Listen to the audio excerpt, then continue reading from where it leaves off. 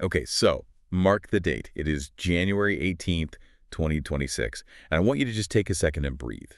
Because we are looking at a number today that is, well, it's frankly difficult to wrap your head around. It really is. It's a figure that completely breaks models. You almost have to squint to make sense of it on a graph. We are looking at a single human being with a net worth of approximately $780 billion.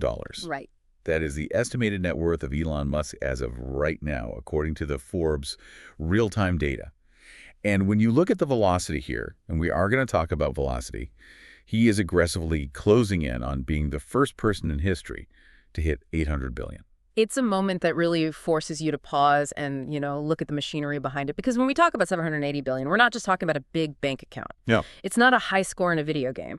We are talking about a level of economic power that exceeds the GDP of entire, industrialized nations. All right, let's unpack that immediately because the scale here is just, it's bonkers. To give you some context before we dive into the portfolio, that number, 780 billion, is bigger than the GDP of Switzerland. Bigger than Turkey's GDP in a good year. Exactly. And if you want a more cultural comparison, just think about sports. We all know how expensive sports franchises are getting. Oh, yeah. But if you took every single team in the MLB, the NBA, the NFL, and the NHL, and you combine all of their valuations. All of them. All of them. His net worth is still larger. That is wild. You could buy the Yankees, the Cowboys, the Lakers, all of them. Every team in the major American leagues. And he'd still have enough money left over to probably buy, I don't know, Formula One just for fun. That is absurd. I found this analogy in our research notes that really drove it home for me.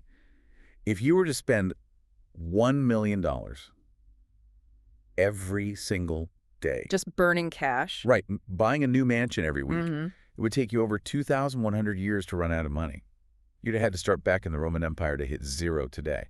And yet, and this is the critical distinction we need to make right at the top of this deep dive, he isn't spending it. It's not Scrooge McDuck swimming in a vault of gold coins. Right. This wealth isn't liquid. It's ownership in companies that are actively, reshaping global infrastructure. Exactly. So our mission today isn't just to oogle the number.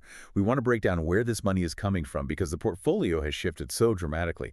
If you're still thinking electric cars, you are missing nearly half the picture. We really are. We need to look at the math, the wild timeline of how this happened so fast, and then we have to ask the big question.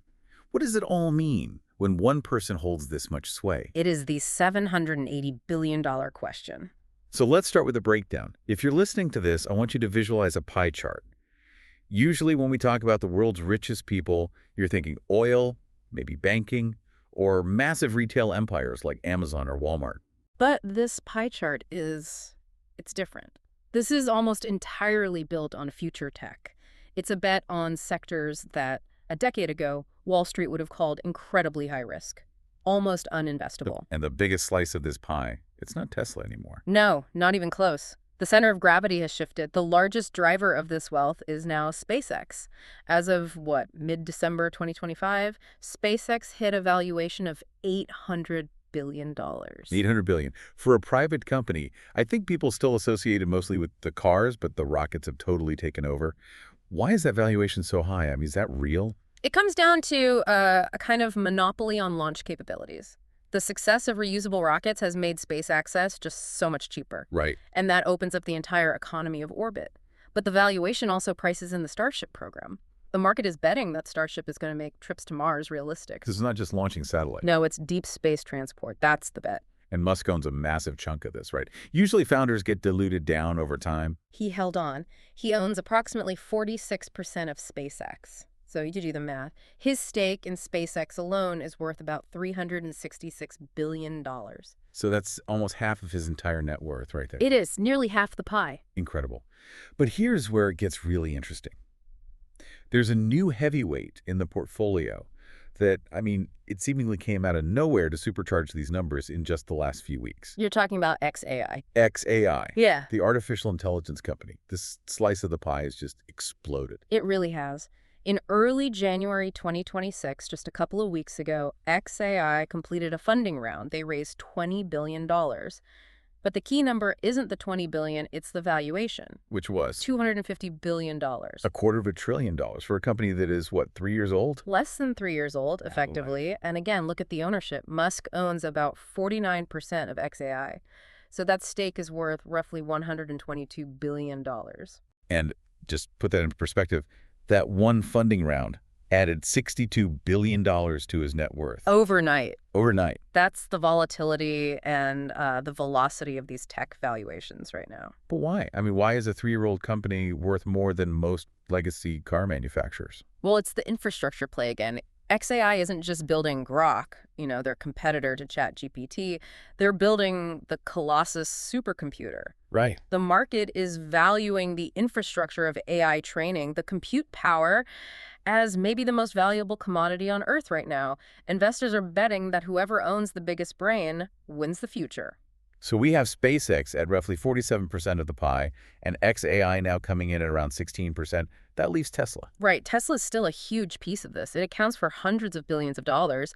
And you have to remember the pay package. There's that potential $1 trillion pay package structure over the next decade if Tesla hits certain milestones. Specifically with full self-driving. Right. And robotics. Exactly. And then you have the smaller slices, things like Neuralink, the brain-computer interface company, and the X platform. Which are significant in terms of influence, but maybe not the primary drivers of that 780 billion number. Not right now, no. But if you step back and look at that pie chart, the core engine is SpaceX, XAI, and Tesla. It's space, intelligence, and energy. It's a portfolio of hard tech.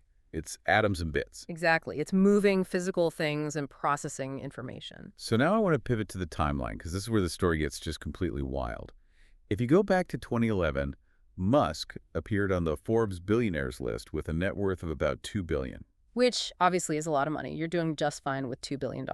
It's a lot of money, but it's not reshaped the geopolitical landscape money. No. The real explosion happened in the 2020s, but the acceleration from late 2025 into right now 2026 is just unprecedented. It's a vertical line on a chart. Let's walk through that. We have the data here, and it paints a crazy picture. In October of 2025, he crossed the $500 billion mark. That was a huge headline. Right. And that was largely driven by Tesla stock doubling as they refocused entirely on EVs and autonomy, kind of moving away from those cheaper consumer models to focus on the robotaxi fleet. Then you fast forward just a few weeks to mid-December 2025. And that's when the SpaceX valuation we mentioned hit $800 billion. That pushed his personal net worth up to $600 billion. And then just 4 days later, December 19, 2025, something else happened. The courts reinstated his Tesla stock options. At the time, those options are worth $126 billion. So when that ruling came down, he became the first person to hit $700 billion. And then we ring in the new year, 2026 starts, and boom, the XAI funding bomb drops. Adding another 60-something billion. So if you look at the rate of growth, just in 2025 alone, he gained $244 billion. And in the first few weeks of this year, he's already up another $54 billion. It's exponential. And what's fascinating here is that this isn't luck. You can argue about market bubbles, sure, and there is certainly a premium built into these stocks because of his brand. But the strategy underneath it is very distinct. It's a strategy of high-risk reinvestment. Yeah, he's not diversifying into safe bonds, is he? My financial advisor would have a heart attack looking at this portfolio. Not at all. Most financial advisors would tell you to diversify to protect your wealth. Musk does the opposite. He reinvests almost everything he earns back into his own companies. He lives, relatively modestly, no massive yacht collections, no private islands. And he ties his own pay to those massive, almost impossible performance goals. Which forces the companies to innovate fast. It forces speed. He focuses entirely on sectors with high future value, sustainable energy, cheap space travel, powerful AI. And each breakthrough in those fields makes the companies more valuable. And because he keeps his ownership stake so high, his wealth just grows in lockstep. So what does this all mean? We've got this number, $780 billion. But like you said, it's not cash. It's fuel. That's the best way to look at it. It's deployment capital.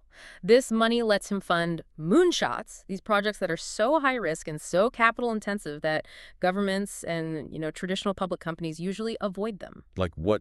Give me a concrete example of where this capital is actually going. Okay, take Neuralink. The goal there isn't just to make some consumer gadget. It's to cure paralysis. It's to cure blindness. It's potentially enhancing healthy brains to interface with AI.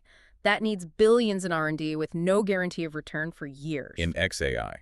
Well, the Colossus supercomputer isn't just for chatting. The design is to speed up medical discoveries, run climate models, solve physics problems. This connects to what he calls the abundance narrative, doesn't it? Yes, this is the philosophical underpinning of the whole portfolio. Musk's vision is a future where AI and robots, specifically the Tesla Optimus bots, do all the physical and cognitive labor, if you can achieve that. The cost of labor drops to near zero. And if the cost of labor drops, scarcity disappears. Food, energy, manufactured goods, they all become incredibly cheap. The argument is that in that future, you don't even need retirement savings because the cost of living is so low. It sounds like a utopia. Or, a sci-fi novel. That's the pitch. And the argument for this concentration of wealth is that one person, acting as a founder, can move capital toward these ideas much, much faster than a government bureaucracy ever could. Speed. It always comes back to speed with him. It does. And here comes the but. You have to look at the flip side. There are very real risks that come with this level of concentration. We are talking about one human being controlling infrastructure that is critical to the species. Let's break that down, because when you say infrastructure, you don't just mean roads and bridges. No. I mean the digital and physical nervous system of the planet. Through Starlink, SpaceX controls internet access for over 100 countries. We've seen how that plays out in conflict zones. It's Yeah. a huge lever of power. Exactly. Then you have Tesla, leading in transport and battery storage, and now XAI, which is shaping the future of artificial intelligence. And the wealth inequality aspect is just staggering. $780 billion is more than the wealth of half of all Americans combined. It raises really profound questions about democracy and regulation. If one person's resources completely dwarf the resources of the regulators, who is actually in charge? It seems to be a big divide between, say, the American view and the European view right now. It is. In Europe, the prevailing sentiment is often, fear of monopolies and a desire for stronger regulation to keep this power in check. In America, there's still a strong cultural celebration of that innovation speed. A tolerance for the robber baron archetype if they deliver the goods. You could say that. Hmm? Then there's the issue of the AI itself. Uh-huh. XAI is focused on what he calls truth-seeking AI and less censored models. Which sounds good on paper, but But it raises the question, who defines the truth? If you control the most powerful AI, you have an outsized influence on information and culture. it's an existential balance sheet. On one side, you have the potential for Mars colonization, curing diseases, solving climate change. On the other, the risk of unchecked power and dangerous imbalances. Well, Musk would argue that this wealth is necessary. He said it explicitly. The reason he accumulates capital is to make humanity multi-planetary.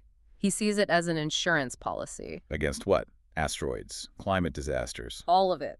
Asteroids, climate disasters, wars. So he sees the accumulation of $780 billion not as greed, but as the necessary budget for saving the species. But critics just see it as too much power in one place, no matter what the intention is. Precisely. It really is the ultimate tension of our time. We are watching the first $800 billion person emerge. And it isn't about buying islands. It's about building a new version of civilization. It is. And the numbers we talked about today, SpaceX at 800 billion, XAI at 250, they suggest that the market believes in his version of the future. The growth is accelerating, not slowing down. So what does this all mean for you, listening right now? I mean, why should the average person care about these astronomical numbers? I think the takeaway is that we're entering a new era of capital. In 2026, wealth at this level it's a tool for accelerating humanity's next big steps. It's fuel for brain links, Mars colonies, and AI that solves real problems. It's moving the needle on things that affect all of us. But it requires us to trust the driver. It does, and that is the question we have to grapple with. Is this kind of wealth a necessary force for good that breaks through stagnation? Or do we need better ways to balance the scales before one person completely outpaces the ability of governments to govern? It's a fascinating dilemma. Yeah. And we're going to leave you with that provocative thought. In 2026, is this abundance or is it a monopoly on the future? It's the question that will define the rest of this decade.